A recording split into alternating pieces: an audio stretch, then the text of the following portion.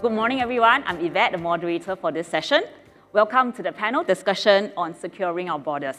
So with me, it's a very strong panel of 4 speakers, 3 top leaders of border security agencies from around the world. We have Diane from the US, Michael from Australia, and Marvin from Singapore. Different operating environments, different challenges, and also different approaches to this subject. But one thing that they have in common is that they all work with IDEMIA, represented by JC. Yeah. So to kick off this session, can I get a bit of help to take out your mobile devices and join us on Pigeonhole, like you have done earlier. There are going to be 2 parts to this. One, the first, a bit of fun. We're going to crowd sense and do a bit of a light poll, just a couple of questions. And then the second is for you to put in your questions, so that we can hopefully answer the things that you are thinking about. Okay? So let's jump straight to the crowd sensing bit. Can I get the first question? So what comes to mind when you think of border security threats? This is the word cloud, so please put in your responses, anything that comes to mind.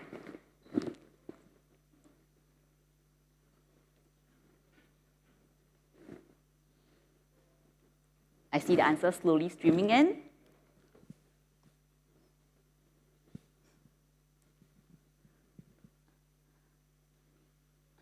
Some words coming up very much. Unpredictable and collaboration. Terrorism, a close third.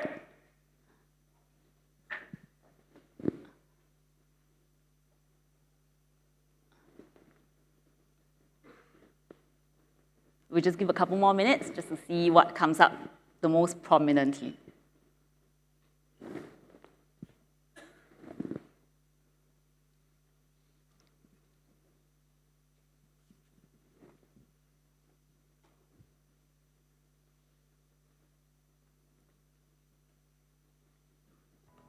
Wow, okay, we got, looks like our audience, terrorism and unpredictable are the 2 slightly on the negative, on the negative side, a little bit more wary of what's going on. Okay, we'll move on to the next one, which is a little poll.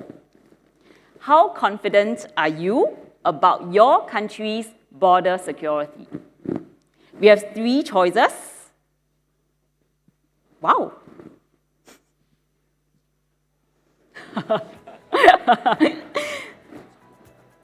Wonderful.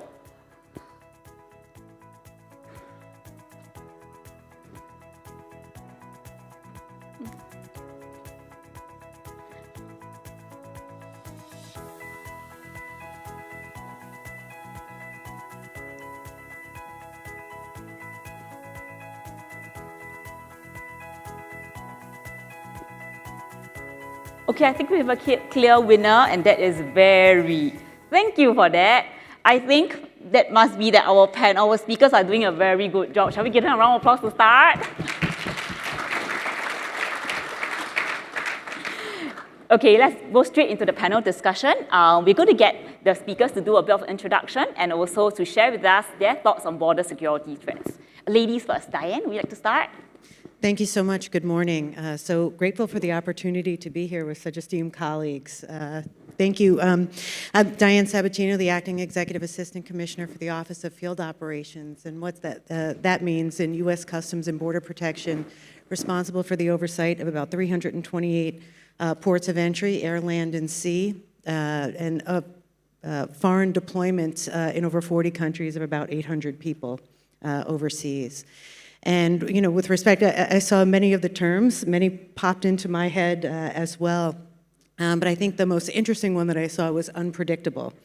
It is not necessarily one that I would agree with. I think we deal with a lot of predictable information given the vast amounts of data that we have. And what we really, I think the word I would have used was anomalous. Or anomaly, because that's what we're looking for, you know, in the work that we do every day.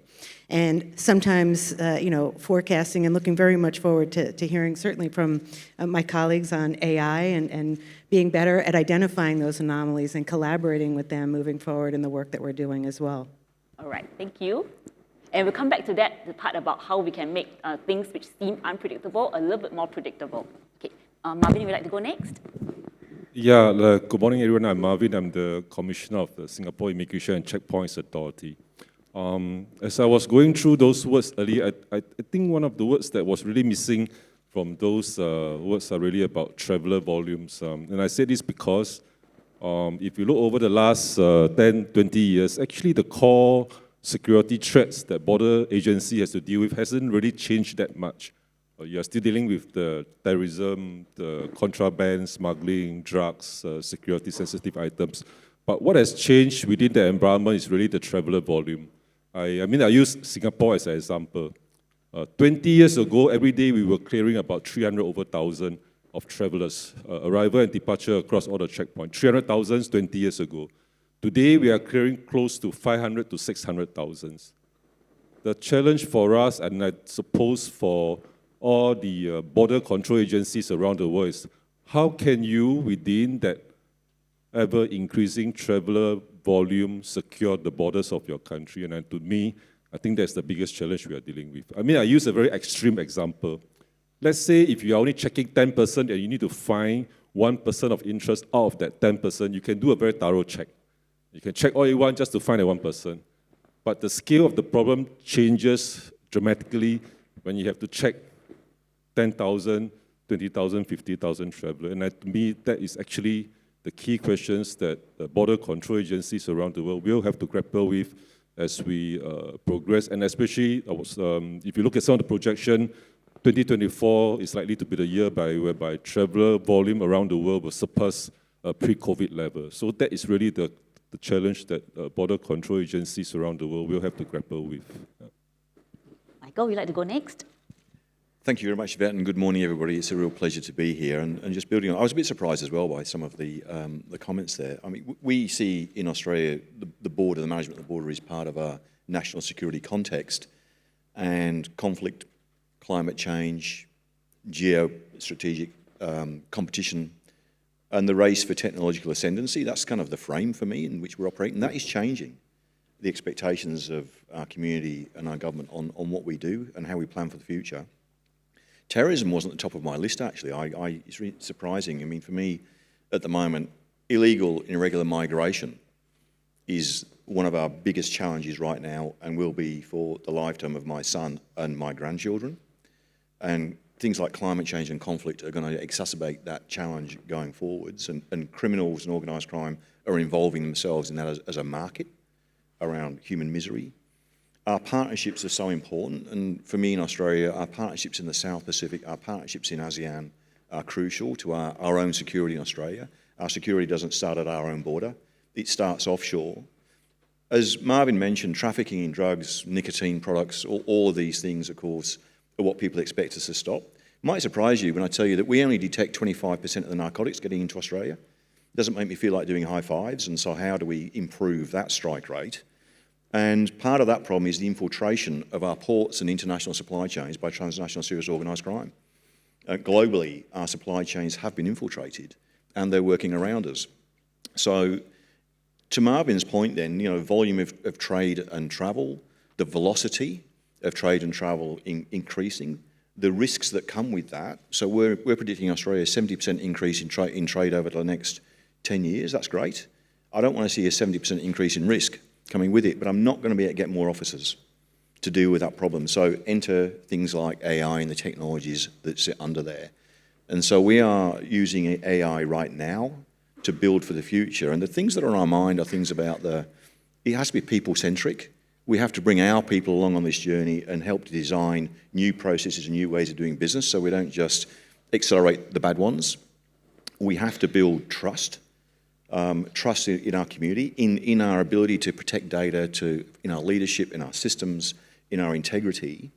And the power of this thing, at the moment, I'm told we're in a narrow AI sort of environment, which will go to general and then super AI, which will be exponentially more intelligent than we are. And so the horse has already sort of bolted to the horse bolting analogy earlier on. And what I'd rather be is that we're in sort of controlling the direction of this thing, not sort of dragging on the floor behind it. So we've got a lot to talk about. Thank you. Thank you. I think Michael covered a lot, which we are going to come back again and cycle and drill down to some of these points made. And over to you, JC. Hello, everyone. Good morning. I'm JC Fondeur. I'm the CTO for IDEMIA. We are a global leader in identity and security solutions, especially using biometrics. which we provide to a lot of users. And in the government space, a lot of the border control agencies are using our technologies, including US, Australia, and Singapore. You probably used our technology when you landed or when you're traveling from this country.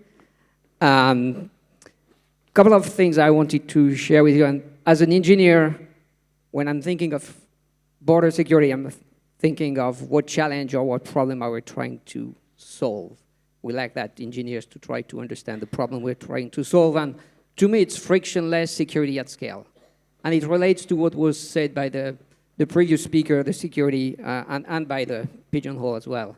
The security relates to the terrorism and the threats, and the scale was mentioned. We have billions of people using the systems in tens of thousands of places, and we've got hundreds of thousands of operators doing that. So we really need to design technology so that it's easy for them. And for the end user, that's the frictionless part, because there are so many people who are using the system that if it's not frictionless, if it's not fast, simple, easy, that's not going to work operationally. Second thing that comes to mind, and it relates to the unpredictable, is the dynamic of all of that. At the same time, we are using infrastructures and solutions that are built to last, and at the same time, everything's moving super fast. The technology is moving fast, the threats are moving fast, and so we need to find this trade-off to adjust. And the last point is the complex ecosystem. We've got the government, we've got the end users, we've got the industry, we've got the infrastructure, we've got the other countries, and all of that needs to work together smoothly. So it's super important for me that the operation and the technology in particular work together so that we can address as efficiently as possible those challenges in a proactive way, trying to plan as much as we can, but also be ready for the unpredictable and have in place the procedures and everything so that when something happens, if something happens that is not predicted, we can react collectively. Thank you. Okay. Coming back a little bit to what Diane said earlier, you mentioned that it is not necessarily true that all the challenges are unpredictable, and it is possible to make them predictable. So what are the things that US is concerned about, and how do you make it more predictable? Certainly, and I think Marvin hit that, in terms of volume, right? Very predictable. Certainly, when we see things happening across kind of the global landscape, things that we can forecast that are going to happen in the U.S. with respect to whether it's in our air environment, our maritime environment, irregular migration to our southwest border. All of these things we can start to plan for far in advance. I think from the perspective that we have our approach, the security element of what we do goes hand in hand with the facilitation element of what we do. We know that when we execute security properly, the immediate byproduct of that is going to be facilitation. So looking at that holistic workspace that we have at our ports of entry, we want to relieve our officers, our agriculture specialists, our import specialists from administrative burdens. And that's where the technology really comes in, and where we're really looking to leverage artificial intelligence, because we have vast amounts of data. And it's very time-consuming and cumbersome for our frontline personnel to dig deep into that data. So leveraging artificial intelligence in that workspace, kind of layering it in with all of the different kind of enforcement elements that we have in our work environment, we know that we can now put, with AI, if we really tap into it, terabytes of data at the fingertips of our frontline personnel, right? Where it would have taken them so much more time to do that, but all it does really is inform them, because AI, and the way we're building it, the human-in-the-loop architecture, we're not looking for decisions from AI. We're looking for it to help inform the process for our officers, because we're building anomaly detection algorithms, with the artificial intelligence machine learning. And we've had some pretty decent success so far. Okay. Michael, would you like to add on? What about thoughts on Australia? Yeah, just building on those comments from Diane, I think the way I describe it in Australia, we're pivoting now from an era of probably 20 years of being intelligence-led and risk-based to being data-driven and augmented. And we're just working with CBP and others at the moment, with industry, the World Shipping Council, to acquire data sets that we've never seen before. And we're creating a virtual targeting center. Industry want predictability as well. Industry want more reliable, predictable supply chains. And so they're putting a lot of sensors out into their supply chains. And that's generating a lot of data that we haven't seen before. And so we're just now starting to look at that data and say, how can we make use of this to get better outcomes and better targeting, better results at the border with greater precision and greater effect? The next evolution will be, of course, to industrialize that and go to automated threat detection. And that's where AI will come in. So I think there's huge opportunities for us at the moment to manage the issue, the paradox we have of, facilitating more trade, more travel, faster travel for our economic productivity and benefit, and at the same time maintaining the risk levels at least where they are, if not reducing them through the use of data and technology. Okay, I have a question that just came in related to what you're talking about AI. What is a good predictive problem to better protect the border with AI so that the officers can focus on decision making and enforcement? Would Marvin like to take this question? I think before I answer that question, I want to come back to the point about security and facilitation, because I think at the heart of every border control agency's mission is about finding that balance between security and facilitation, which Diane and Michael alluded to a few times. At the extreme end, you could just shut your borders, which is what many countries did during COVID, and we sort of have really good security. On the other extreme end, you could open up your border completely and not do any checks, and you can have completely free movement of goods and people. But again, that's not what we want. So then the challenge is, where are you going to cut and find that balance? And different countries will have different security considerations, and then to find that balance. And I think in Singapore context, I shared Singapore context. We can't have free movement of people and goods because we are a small island nation and we need to secure our borders. And at the same time, we cannot afford to have any security breaches through our border because, as the adage goes, you can check and detect the 9 times, but all you need is 1 time for something to go through, and the consequences could be serious. So the challenge for us is trying always to find that balance. And I think in today's context, with the advancement of technology, there's a huge opportunity for us to leverage biometrics and data to help us to make and find better that balance. Where do we do the cutoff? But in order to do that, we need to have very clear eye about what is our security appetite, what are the security threats are we concerned about, who do we want to check, what do we want to check. Because without having a clear mind about those answers to those questions, it is very difficult to leverage data. It's very difficult to develop predictive model to help you solve some of the operational challenges that you have on the ground. Because then the predictive model could be leading your operations and not the other way around. And that is the challenges that, at least in ICA, we are concerned about. And we are also very clear that AI, analytics, or predictive model cannot replace the officer's instinct and the ability to make that decisions on the ground. But what predictive model can do is to help the officers to make better operational and tactical decisions on the ground. And that's how, if we understand the kind of risk trade-off that we are making, I think we will be able to better leverage data to help us do our job better. JC, would you like to add on from a technological standpoint? No, fully agree. And so technology is important for predictive. It's also important in biometrics. It's more to analyze and prove the identity of the person, and the progress that have been made in the latest years are tremendous on that field, be it on the algorithm side, based on the AI, on the sensor capture side, which are the 2 key technologies that we use in border control together with predictive models. Michael, what are your thoughts on this subject, about using the predictive models? Yeah, so I think the idea of predictability we've talked about. In the Border Force, we've mapped out what we call all of our targeting capabilities, and we worked out there were 700 people in the Australian Border Force and Department of Home Affairs doing targeting in different parts of the organisation, disconnected in different ways, little sort of cottage industries popping up, some experts in some areas and some others. So we've looked to aggregate all of that, and we brought together our data scientists, some of our IT techs, and our operators 2 years ago to start to look at the way we do targeting.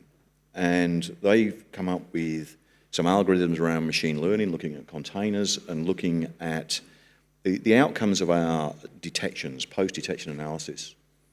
And they've come up with ways to get much more predictability about the outcome if we search a container. Now, if you think about the effort and the cost involved in selecting a container off a stack, taking it to examining it, potentially unpacking it, x-raying it, repacking it, putting it back on the stack, it's really expensive. I'd like to get a really high strike rate. So there's a practical example of things we're doing now, and that's been successful in terms of improving the predictability or the outcome in terms of which containers we examine. So we want to do that across the whole range of our operations, not just for containers. So we want to be able to deploy our officers in a far more precise way, so precision strikes in the field of operations to get a much better outcome that we can measure through disruption and automate some of those other processes around which containers we're going to select. I'm going to come back to Marvin. So just now you mentioned about how you need to know what you want to look for and some of these things. So in your mind, what do you think are some of the key success factors, even as you straddle between all these different challenges and different factors? I suppose in Singapore context, the key success factor is,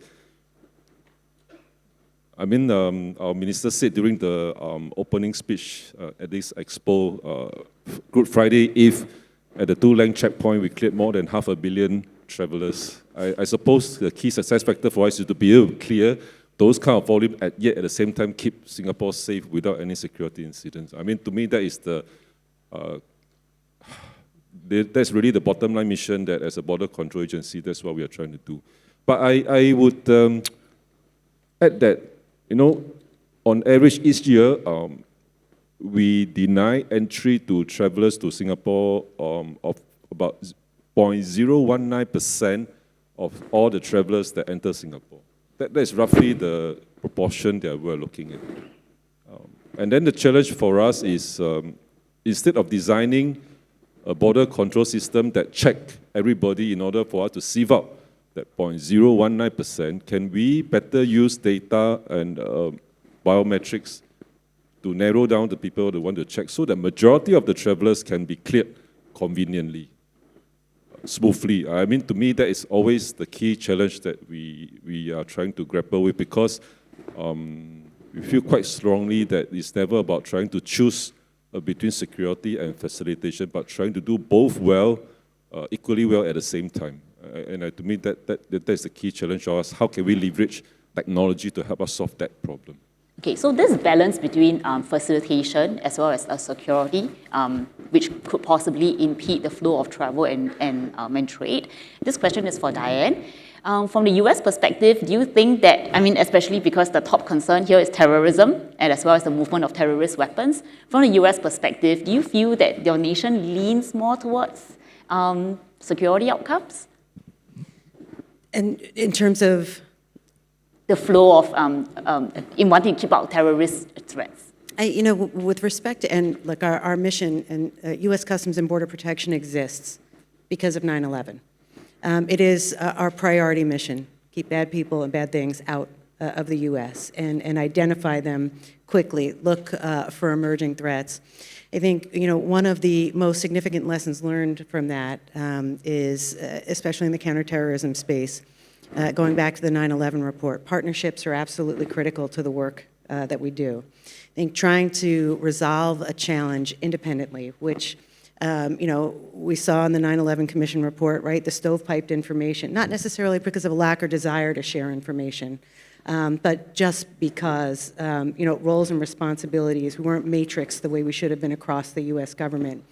And every day, I'm very excited about this, since the creation of Customs and Border Protection, like one of our priority missions in combating terrorism has been building out partnerships and recognizing where key partnerships are. I think certainly the relationship with ICA, the Australia Border Force, critical to the success that we're going to have in border security in the U.S., combating terrorism, sharing information, but also with our industry partners, IDEMIA and many others that are here at the conference this week, that understanding, the solutions that are developed, them having a good understanding of what we're up against, really understanding our requirements and our mission is critical for us.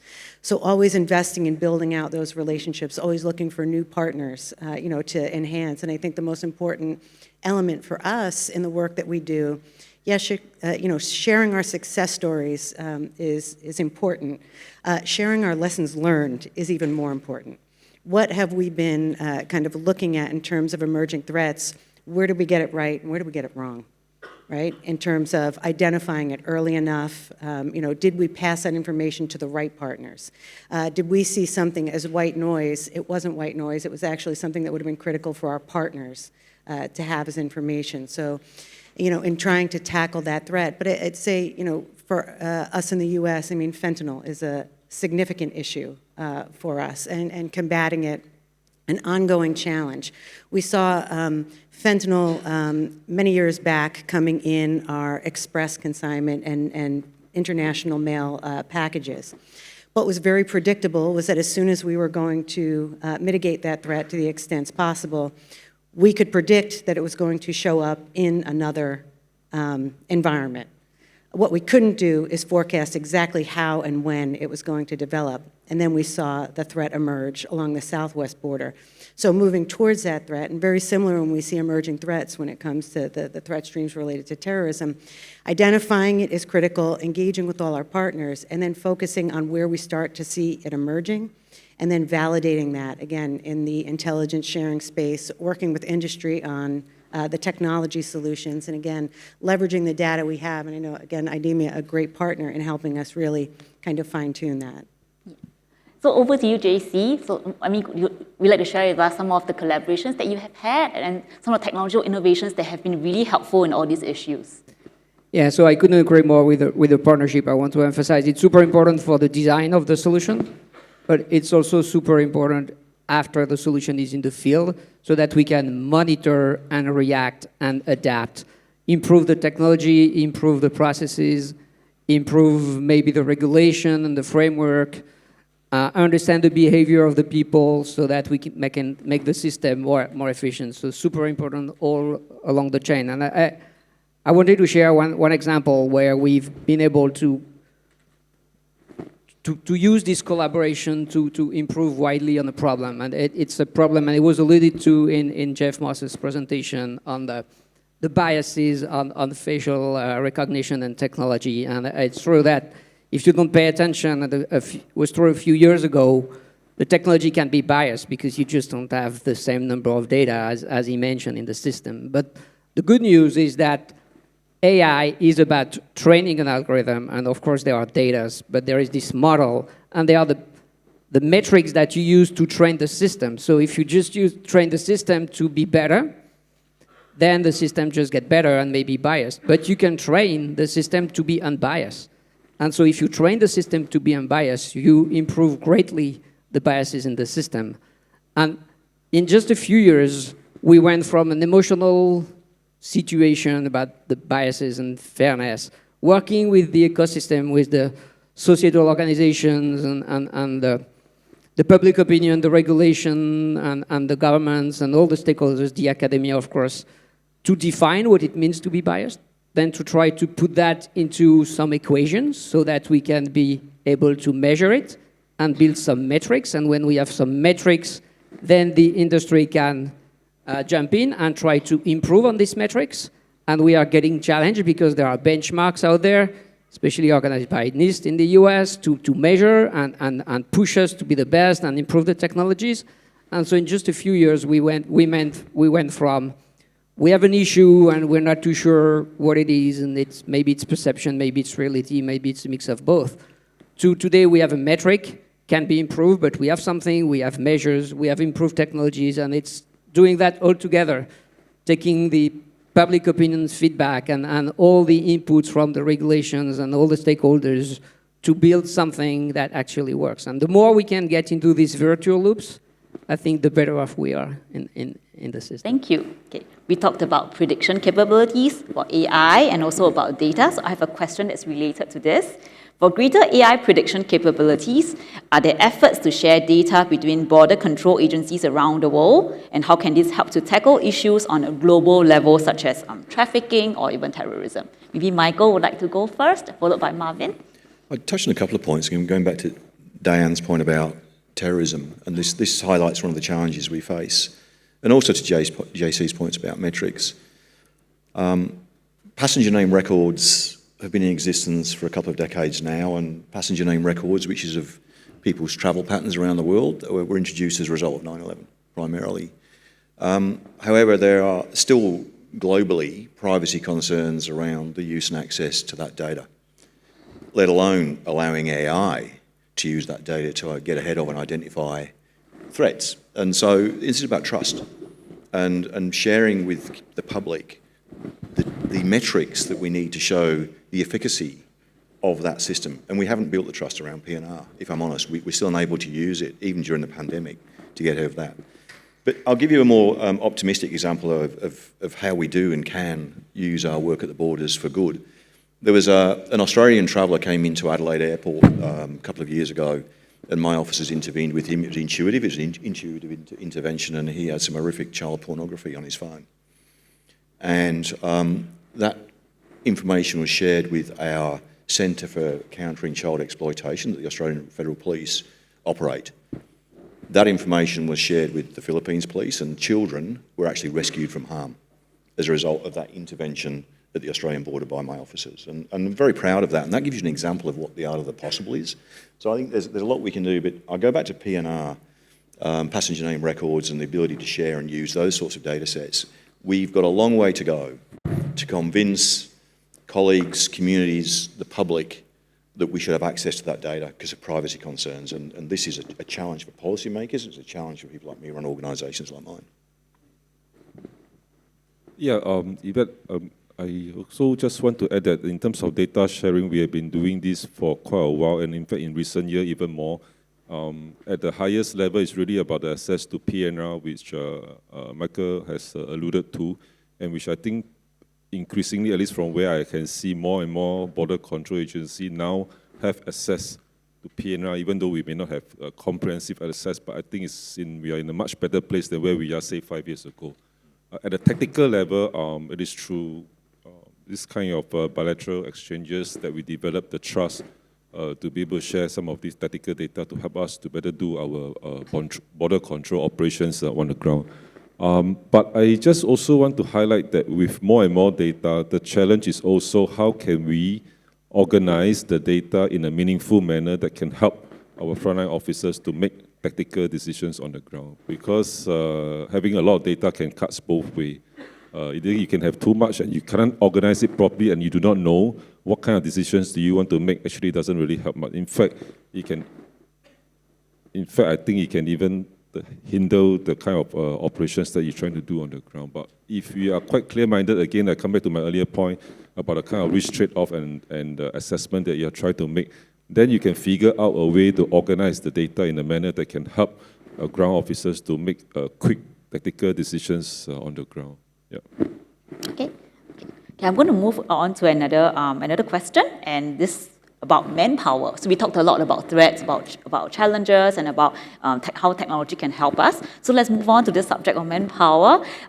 What are some of the challenges in terms of manpower in this industry? Maybe Diane can start. Certainly, and really one of our goals in leveraging the technology is removing, I mentioned earlier, the administrative burdens from our frontline personnel to put them on the real threats.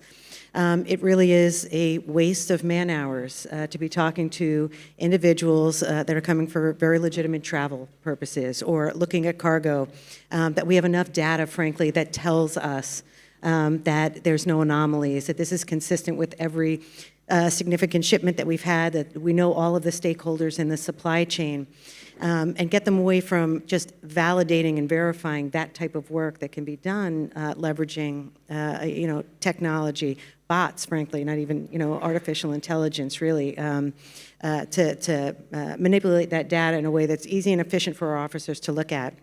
I think because what we want our officers doing, one of the most significant issues for us, is the legitimate supply chains being compromised through an insider threat, right?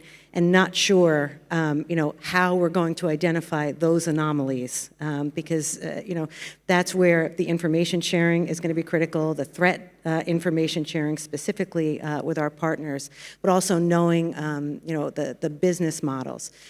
So we don't anticipate with the technology, that's available to us, needing less people to do the work. We actually believe, that the better we get at leveraging the technology, the potential we are to encounter more, enforcement activity. And not just for Customs and Border Protection at the ports, we have our Homeland Security investigations that are responsible for following up, the Drug Enforcement Administration, a number of other law enforcement entities, the Federal Bureau of Investigation. As we become more efficient, we become more effective. Facilitation happens as the byproduct.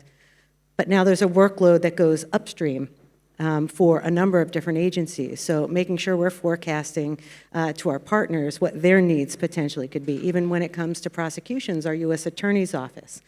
We saw during the pandemic, significant constraints because we weren't virtual. We've gotten much more effective, in leveraging that virtual capability to communicate with our partners, follow up on prosecutions. But now we're potentially going to see increased with our non-intrusive inspection technology deployments along our southwest border, anomaly detection algorithms, our officers moving away from, by leveraging data, having to talk to every single passenger. But now hopefully we're going to see significant enforcement activity. So the manpower resources, it really comes down to prioritization, right? And knowing the greatest threat, obviously counterterrorism, the counter-narcotics, transnational criminal organizations, and the emerging threats we see there. Right. Michael, would you like to add on from this perspective? Yeah, absolutely. And I think that that pivot I talked about earlier on, so I think to build again on Marvin and Diane's comments around moving from domain-based targeting, so which containers we're going to open, and automating that will allow us to push our officers more into those precision strikes in the enforcement field so we get better outcomes in terms of disruption. And for me, and we've already been doing this, I took 100 officers offline 2 years ago to deal with the trusted insider threat at the Australian border, because it was one of the things keeping me asleep, keeping me awake at night, the fact that our border had been infiltrated by organised crime. But there are other challenges, and I'll give you an example. In my organisation, I'm developing at the moment with my leadership team a risk appetite statement because of prioritisation. And I said to the team, who has an appetite for one of our officers getting seriously hurt or killed, including through psychosocial risks? There was zero appetite in the room. Okay, serious legal breaches, not a lot of appetite, I'll tell you. For 1 kilo of cocaine getting across our border, and I said to you earlier on, 75% is getting passes. So for me, in terms of workforce, I have to get really serious about looking after our workforce, making sure that they're at work, they're present, that they're not in harm's way.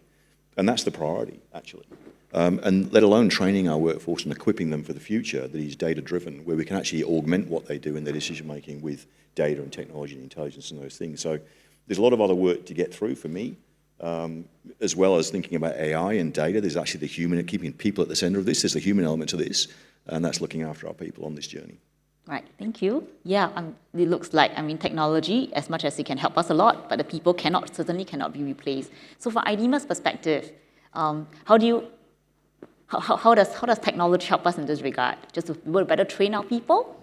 So I think one aspect very important for the technology is that when an algorithm or system makes a decision to enlighten the decision-making by the human at the end, we need to be able to provide not only a recommendation, but if possible, a confidence into the recommendation that we make. Meaning, and so we are building technology, and AI is very good for that, to analyze the quality of the data we get. Is the quality good enough that my decision or recommendation is likely to be reliable enough?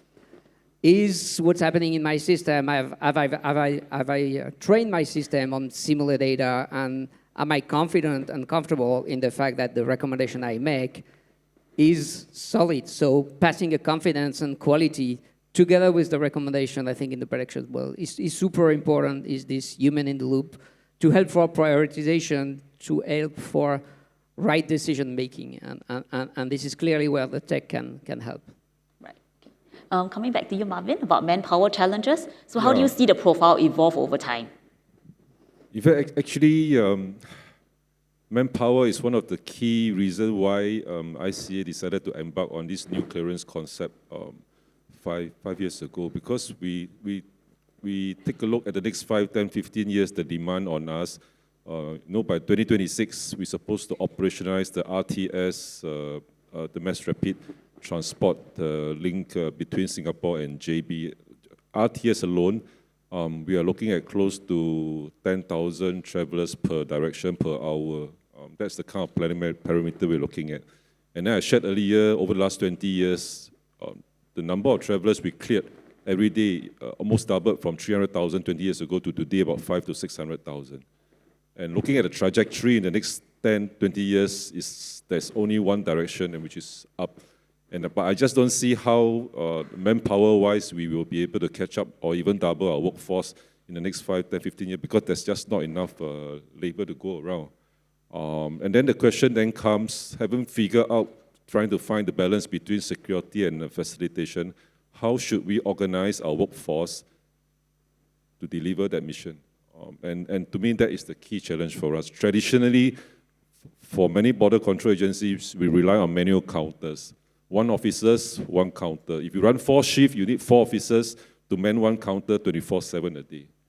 And I just don't see how this is sustainable when traveler volume continue to rise. But if you are able to automate the clearance, maybe you can have 1 officer overseeing 4 gates to 5 gates, and then the whole equations and the dimension change drastically. You now have more flexibility and adaptability to be able to better meet ever increasing the traveler volume. And that's the key reason why we decided to embark on the new clearance concept, because we just don't see us having enough manpower to deal with. And I need to look after the assisting IC officers because you just cannot expect them to keep on doing overtime because it's just not sustainable. And then on the other equation is how then can you, at the same time, through the transformation of the new clearance concept, create better and higher value jobs for all the frontline border control officers. Because for the longest time, we have always been associated with chopping of passports. But I think with NCC, we could change that fundamentally, focus, develop higher, better value-added job for frontline officers to focus their skill sets on profiling and interviewing, and how we could, as what the earlier speakers say, adopt a hybrid model of complementing predictive modeling with our manpower skills on the ground. I think, to me, that is actually the future direction, I think, for border control agencies to consider.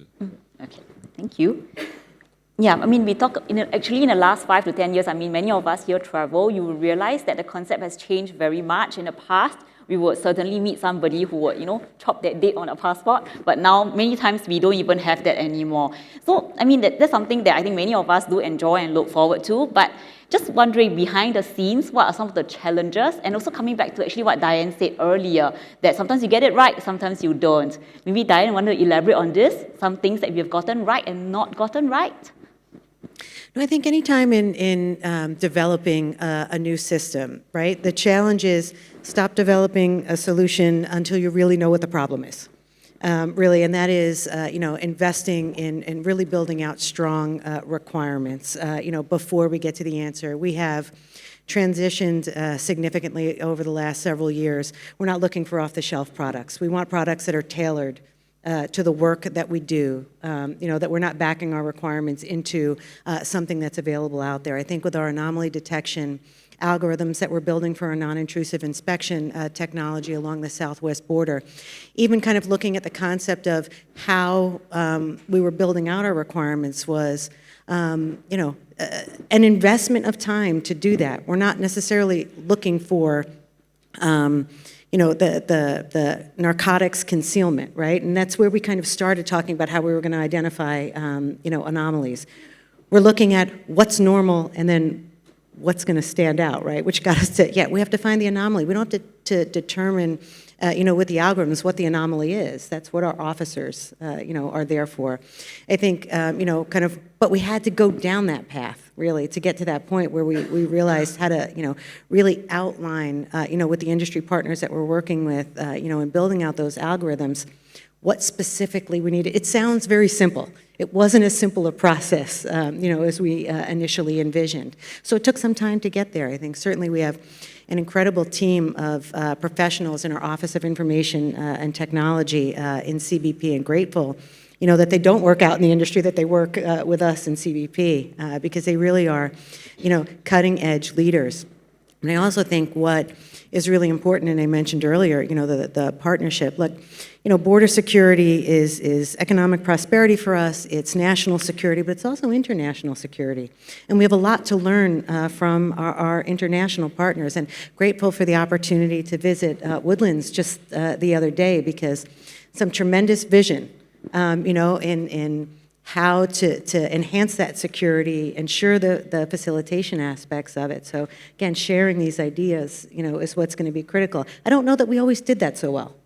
I think, we are definitely on a campaign to, again, like I said, share our lessons learned, share our best practices, but also, we stand to learn a lot from the work that our partners are doing. The Australia Border Force, a great partner, in identifying threats, emerging threats, partnering on sharing information, interdicting narcotics.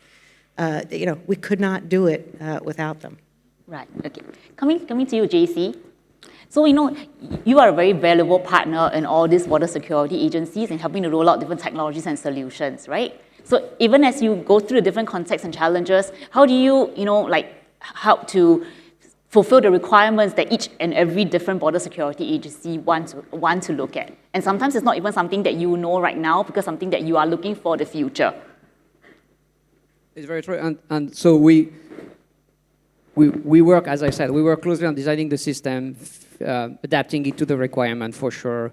We monitor the system, but we also work on next generation proof of concept and prototypes to be able to show to the operational teams what can be achieved by the technology. And exhibitions like this one are great opportunities to demonstrate what could be done in the future. And one example of what we've demonstrated here is free flow concept in border control. Today we go one by one, we go with a gate, and it's a complex process.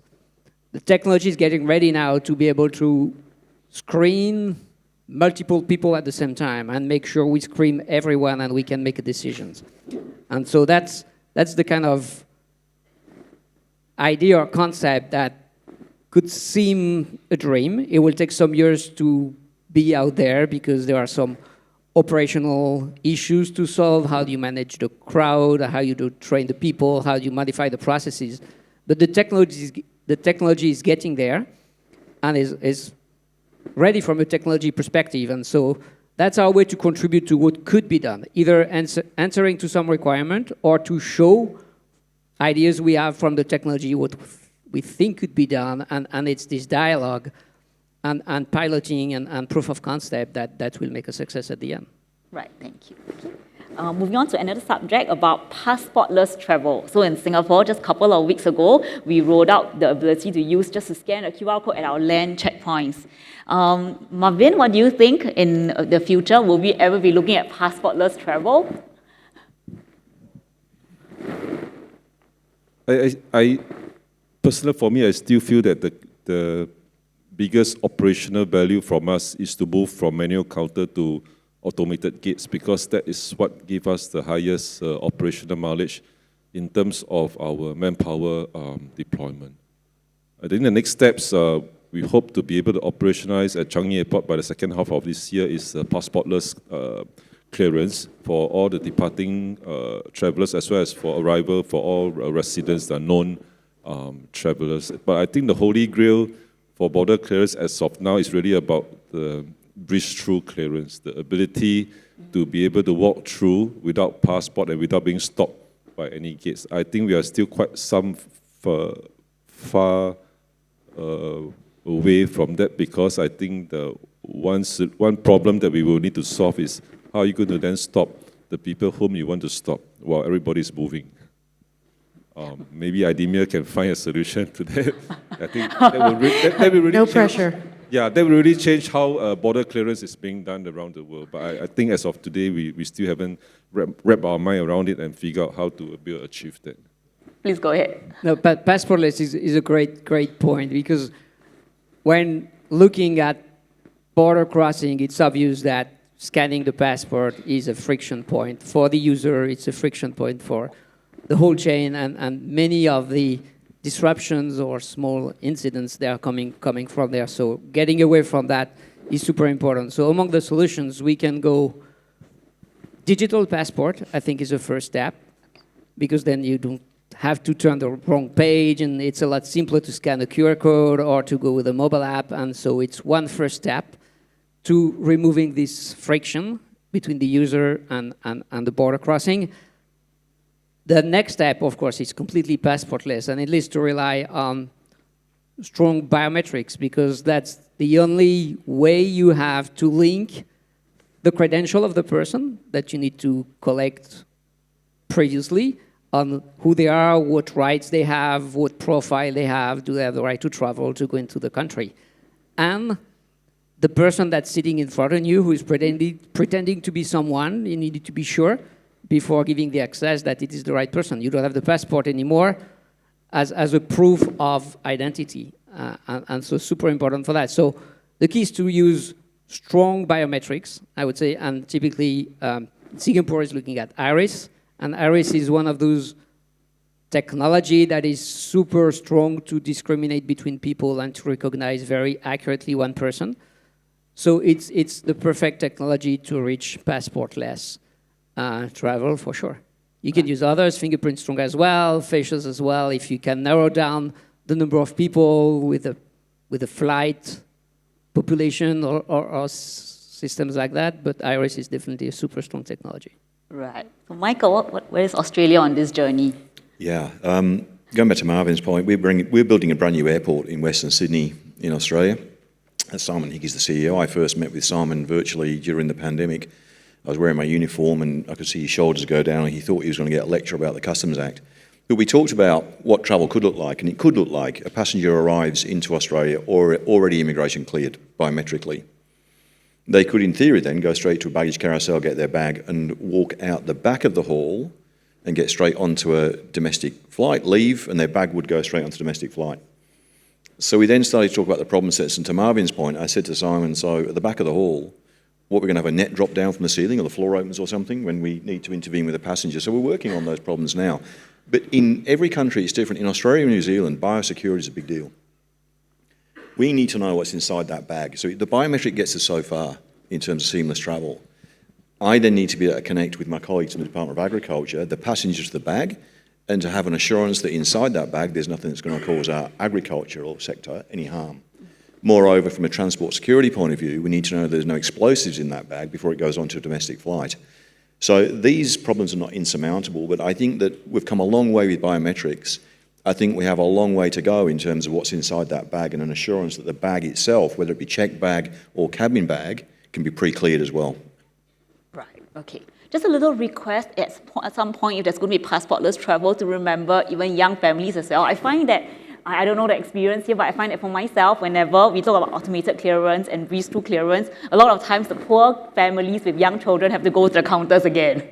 And I'll be there balancing my kid and trying to get that sorted. So just remember that if you ever do that. Okay. We have the last few minutes left, so I'll just take a couple of a bit lighter questions. Someone asked, what do you wish you could change tomorrow to help your mission? Maybe Diane wants to take this?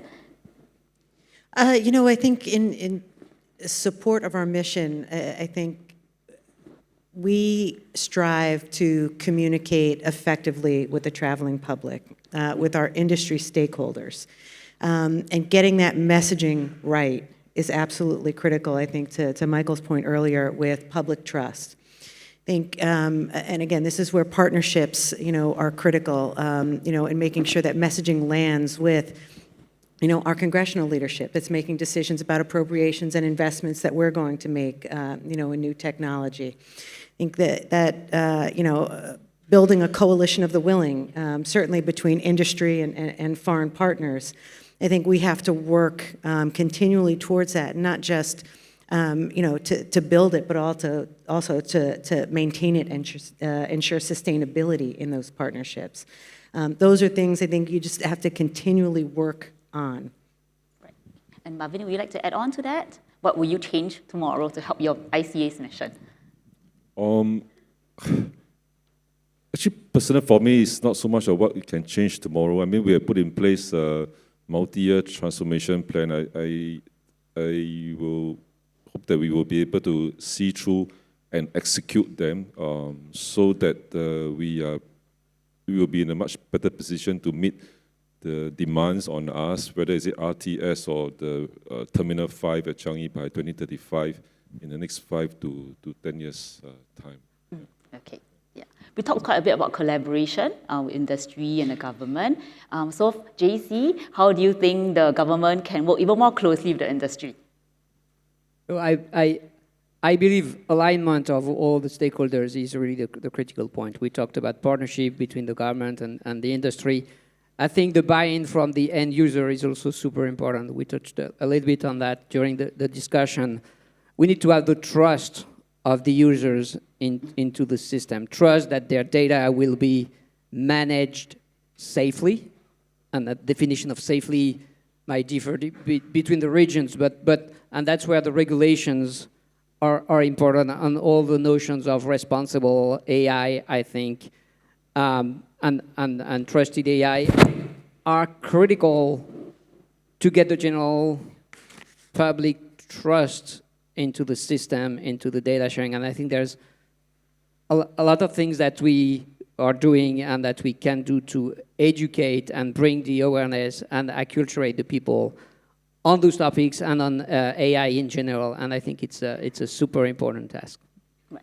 Michael, you'd like to add on collaboration between the government and the industry? How do you think we can?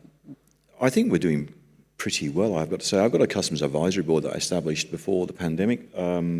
CEOs from aviation, maritime, industry representative bodies that give me advice on policy ideas and thinking. And so I think we're doing okay. What I change is, though, we want the same thing as industry. We want speed, volume, productivity, and we want to keep risk where it is, if not lower. The concern for me is that the way we do policy is very fragmented. The border, to me, is a strategic economic asset. In Australia, we transact $1 trillion in two-way trade across our border. Migration occurs across our border, travel, and all of those things that generate. We collect 20-30 billion a year in duty fees and other things, but there isn't a systematic sort of reinvestment in that in the asset. It's being depreciated. And whenever we just talk about new airports, do we want more airports or fewer airports in Australia? There actually isn't a strategy for that. There's not a plan. That's my frustration. I think with industry, we're actually on the same page as to what we want.